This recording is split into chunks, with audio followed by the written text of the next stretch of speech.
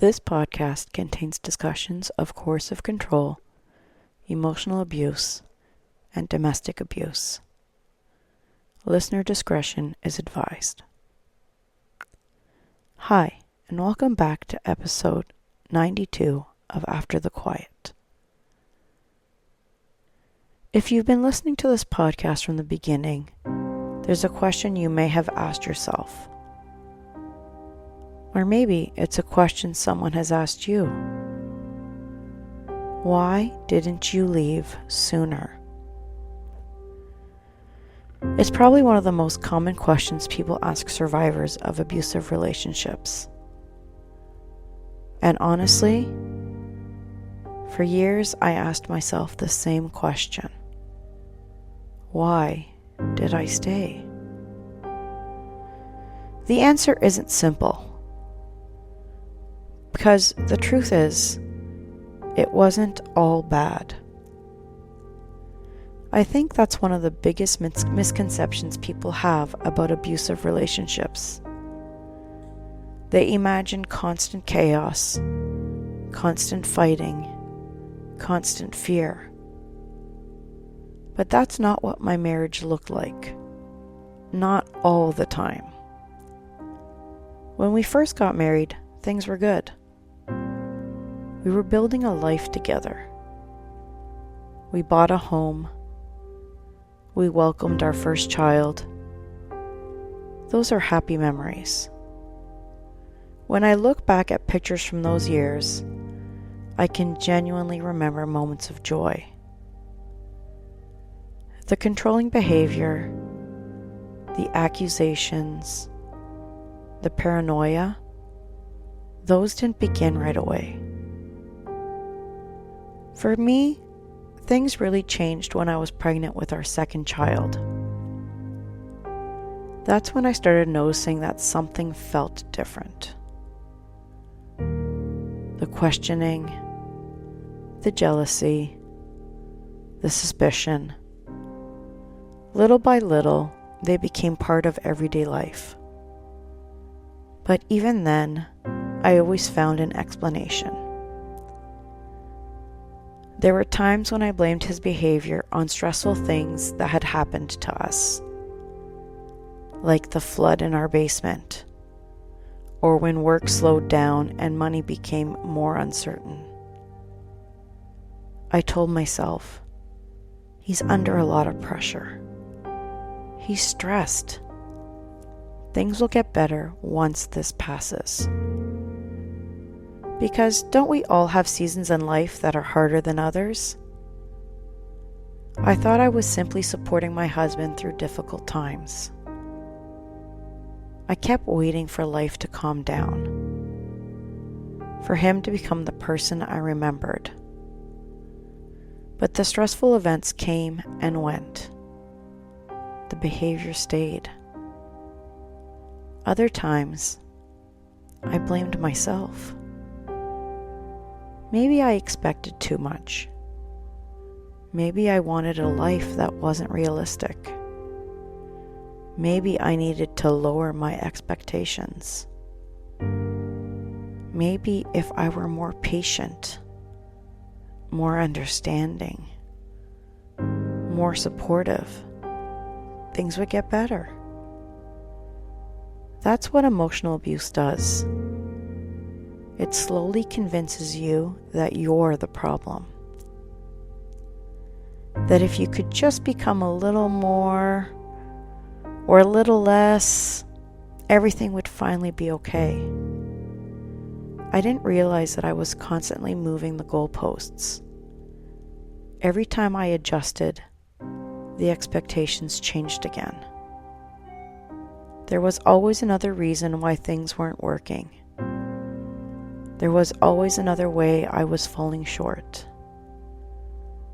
Looking back now, I also realize I was blinded by the things that were good. One of those things was his family. My own family is scattered across North America.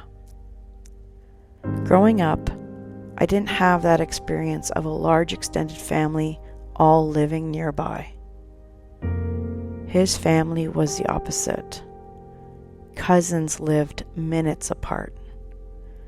There were birthdays, barbecues, last-minute get-togethers, people dropping by unexpectedly. I loved it. I finally felt like I belonged to something bigger. His cousins became my best friends. And even now, 7 years after our separation, I'm still close with many of them. That tells me those relationships were real. They weren't just part of the marriage. They became part of my life. At the time, though, I saw that close-knit family as proof that everything else was worth working through. I didn't want to lose that. I didn't want my children to lose that. That sense of community became another reason to stay. I was also distracted by the life we had built. We lived in beautiful homes. We weren't struggling to put food on the table. Our children had opportunities. From the outside, it looked like we had made it. It's amazing how easily nice things can hide painful realities. A beautiful house doesn't make a home feel safe. Financial stability doesn't erase emotional abuse. A nice neighborhood doesn't protect you from what happens behind closed doors. But when you're living it, those things become evidence that maybe your marriage isn't really that bad. You start making invisible calculations. Yes, this part hurts, but look at everything else we have. And perhaps the biggest reason of all, he wore an incredible mask. If you met him at a party, you probably would have liked him. He was funny, friendly, generous. He loved entertaining. He welcomed people into our home. When other people were around, he often appeared affectionate toward me. He knew exactly how to look like a devoted husband. People didn't see the interrogations after everyone went home. They didn't see the accusations. They didn't hear the late-night questioning. They didn't witness the constant criticism. They saw the performance, and he played the role well. Sometimes I think that mask fooled everyone, including me. Because every time we had a good weekend, or a wonderful family gathering, or hosted friends for dinner, I would think, see, this is who he really is. I believed the abusive moments were the exception, when in reality, the charming version was. That's one of the cruelest parts of coercive control. It doesn't erase every good memory. It mixes good memories with painful ones. Just enough hope to make you believe things can go back to the way they were. Just enough kindness to make you question whether you're overreacting. Just enough happiness to keep you waiting for it to return. People often think survivors stay because they're weak, or because they don't recognize abuse.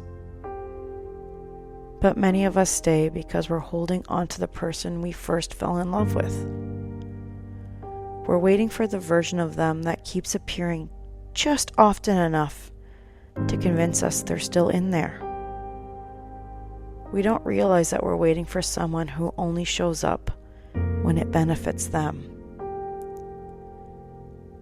If you've ever wondered why someone didn't leave sooner, I hope this helps answer that question. Leaving isn't about recognizing one bad moment. It's about finally realizing that all of the good moments don't cancel out the abuse. They never did.